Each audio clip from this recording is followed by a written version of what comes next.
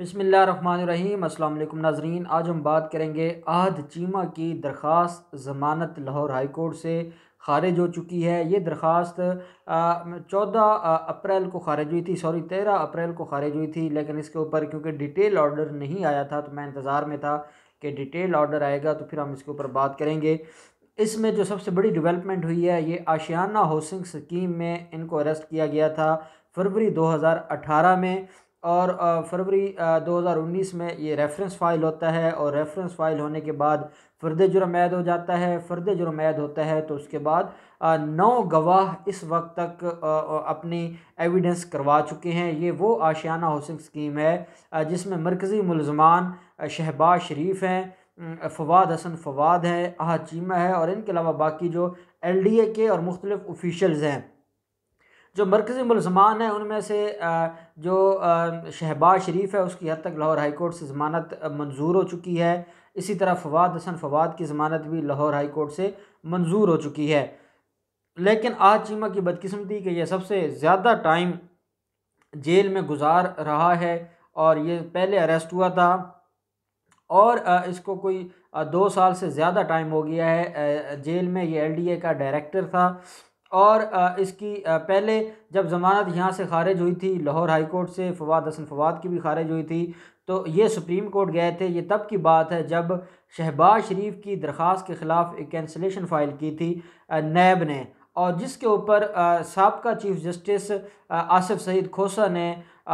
Remarks दिए थे शहबाज शरीफ के हवाले से, और आशियाना हाउसिंग स्कीम में उनकी इन्वॉल्वमेंट के हवाले से एक तरह की क्लीन चिट दे दी थी आशियाना हाउसिंग स्कीम में शहबाज शरीफ को आसिफ सईद खोसा साहब ने।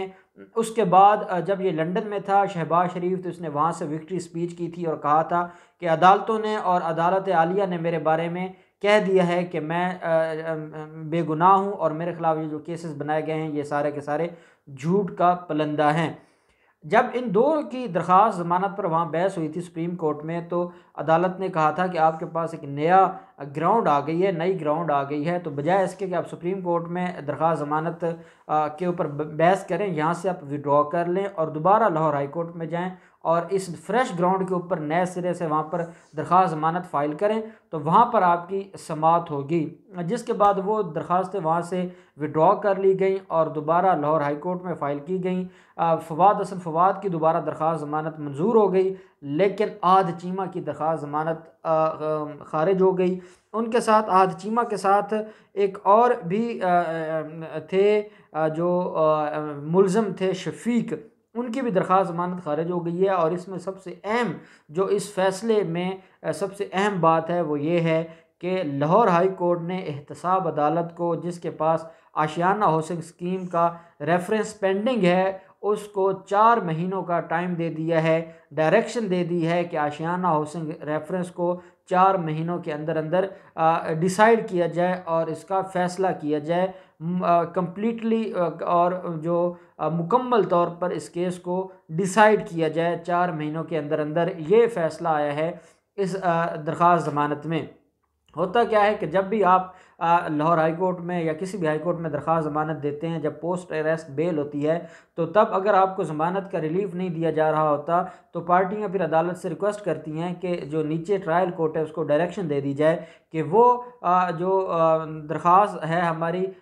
जो हमारा ट्रायल है उसको जल्द अज जल्द फिर उसको डिसाइड करे। जिसकी बुनियाद पर अदालत ने 4 महीनों का टाइम दे दिया एहतसाब अदालत को कि एहतसाब अदालत 4 माह के अंदर अंदर इस केस को डिसाइड करे। ये वो केस है जिसमें शहबाज शरीफ की जगह पे नवाज़ भट्टी एडवोकेट पेश होते हैं। शहबाज शरीफ की हाज़री माफ़ी की दरख्वास्त मंजूर हुई है, और उस हाज़री माफ़ी की दरख्वास्त को चैलेंज किया हुआ है नैब ने लाहौर हाई कोर्ट में, लेकिन वो रिट भी अभी तक उसके ऊपर कोई डेट फिक्स नहीं हुई, और शहबाज शरीफ हाज़री माफ़ी का जो रिलीफ़ है वो इंजॉय कर रहे हैं और वो एहतसाब अदालत में पेश नहीं होते। अब अगर जब लाहौर हाई कोर्ट का फ़ैसला चला जाएगा और उसके बाद जो एहतसाब अदालत है उसको 4 माह के अंदर अंदर उस केस को डिसाइड करना होगा, और वो डिसाइड होता है तो ये शहबाज शरीफ के लिए बड़ी परेशानी का बायस बनेगा, क्योंकि शहबाज शरीफ नहीं चाहते कि वो उस केस को डिसाइड करवाएं, और वो ये चाहते हैं कि ये केस लिंगर ऑन हो इसलिए वो उसमें पेश भी नहीं हो रहे, या कोई ना कोई दरख्वास्त देकर या बहाना लगाकर वो उस केस को डिले करवा रहे हैं। लेकिन क्योंकि अब लाहौर हाई कोर्ट का डायरेक्शन आ गई है, उसके बाद अब इनको इसके ऊपर कोई ना कोई कार्रवाई करनी होगी। अब ये जो आहद चीमा है, इसके ख़िलाफ़ जो एलिगेशन था इस आशियाना हाउसिंग स्कीम में, आहद चीमा और शाहिद शफीक जो इसके साथ मुलज़िम है, इनके ख़िलाफ़ जो नैब ने रेफरेंस फ़ाइल किया है, वो ये रेफरेंस फ़ाइल किया है कि 2015 में इन्होंने एक कॉन्ट्रैक्ट किया था, जो एलडीए है, वो एक हाउसिंग प्रोजेक्ट को कंप्लीट करने के लिए 2015 में एक कॉन्ट्रैक्ट किया, एक मुआहदा किया, और उसकी जो 14 बिलियन रुपए जो उस कॉन्ट्रैक्टिंग कंपनी थी उसको दिए गए उस हाउसिंग जो प्रोजेक्ट था उसको कंप्लीट करने के लिए। और जिसकी वजह से ये कहा यह जाता है कि ये 14 बिलियन दिए गए, और हमारा कानून ये कहता है, जो एलडीए के कवानीन है, कि अगर 150 जो मिलियन है उससे ज़्यादा किसी कंपनी को उसका किसी के साथ मुआहदा किया जाएगा या उसको कोई प्रोजेक्ट दिया जाएगा, तो उसके लिए बिडिंग ज़रूरी है। बिड होगी तो उसके बाद उस कंपनी को, मुख्तलिफ़ कंपनियाँ आएंगी, बिडिंग के बाद जिस कंपनी के हक़ में जो बिडिंग पास होगी तो वो उस मुआहदा की बुनियाद पर उस प्रोजेक्ट को शुरू कर सकता है। ये हमेशा जो ठेके लिए जाते हैं हमारी हाउसिंग सोसाइटीज़ में, या ये जो हमारा जो बिल्डिंग डिपार्टमेंट होता है, तो बिल्डिंग होती है और बिल्डिंग के बाद उनका डिसाइड किया जाता है। तो आहद चीमा के ख़िलाफ़ जो मेन एलिगेशन है वो ये है कि आहद चीमा ने 14 बिलियन रुपए अवार्ड कर दिए एक कंपनी को हाउसिंग प्रोजेक्ट के लिए, और कोई बिडिंग नहीं हुई, और कानून ये कहता है कि 150 मिलियन से ज़्यादा अगर कॉन्ट्रैक्ट किसी कंपनी को देना होगा तो उसके लिए बिडिंग ज़रूरी है। साथ वहीं पे ये कहा जा रहा है कि ये जो नैब है वो ये कहता है कि ये बिस्मिल्लाह इंजीनियरिंग कंपनी थी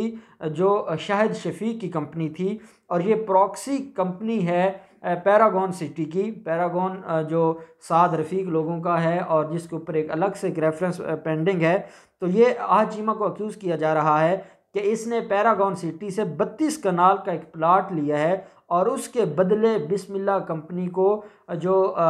ये कॉन्ट्रैक्ट दिया गया है, जो प्रॉक्सी कंपनी है पैरागॉन सिटी की, ये एलिगेशन है। इसके अलावा ये एलिगेशन है कि 3 साल का डिले किया गया है इस हाउसिंग प्रोजेक्ट में, और जिसकी वजह से ये प्रोजेक्ट जो इसने खसारा दिया है बिलियन रुपए का पंजाब हुकूमत के ख़जाने को। और बेसिकली इसमें जो शहबाज शरीफ है वो सिग्नेटरी था, वो भी being the chief executive of the province, वो इन सारी चीज़ों को भी देख रहा था, क्योंकि वो एलडीओ को भी वही हेड करते हैं। शहबाज शरीफ के ख़िलाफ़ भी यही एलिगेशन था, लेकिन बदकिस्मती ये है कि शहबाज शरीफ को तो रिलीफ़ दे दिया गया, और रिलीफ़ भी ऐसा दिया गया कि नैब ने जो चैलेंज की उनकी ज़मानत को कैंसलेशन ऑफ बेल मूव की, तो उस पर जो आसिफ सईद खोसा साहब ने जो डिटेल जो अपना एक पॉइंट ऑफ व्यू दे दिया, वो पूरे के पूरे केस को ख़राब कर गया, या पूरे के पूरे केस को जो एविडेंस थी एहतसाब ब्यूरो की या नैब की एविडेंस थी या प्रोसिक्यूशन की एविडेंस थी, उस सारी की सारी एविडेंस को वो शेक कर गया, वो उसको काफ़ी हद तक डिस्टर्ब कर गया है।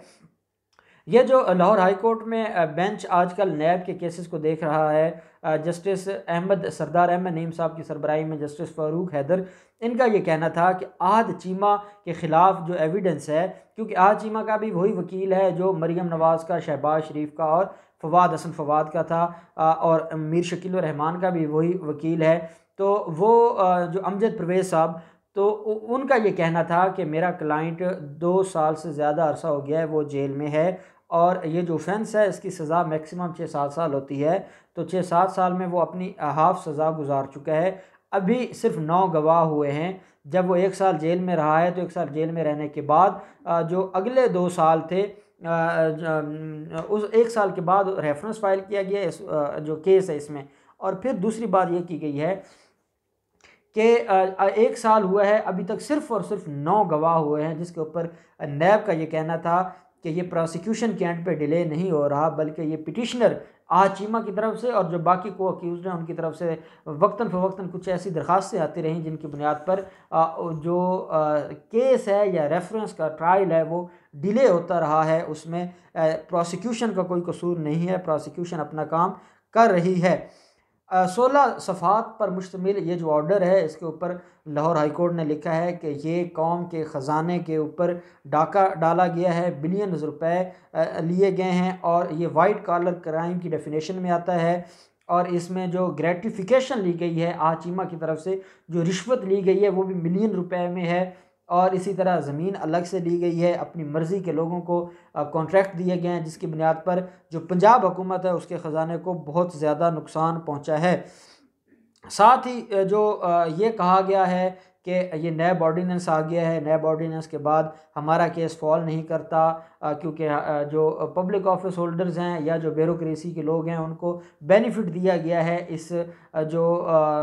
नैब ऑर्डीनेंस है इसमें। तो अदालत ने कहा कि आपका केस उसमें फॉल नहीं करता, आप लोग उसमें जो डेफिनेशन है नैब के सेक्शन 9 की, नैब ऑर्डीनेंस के सेक्शन 9 की,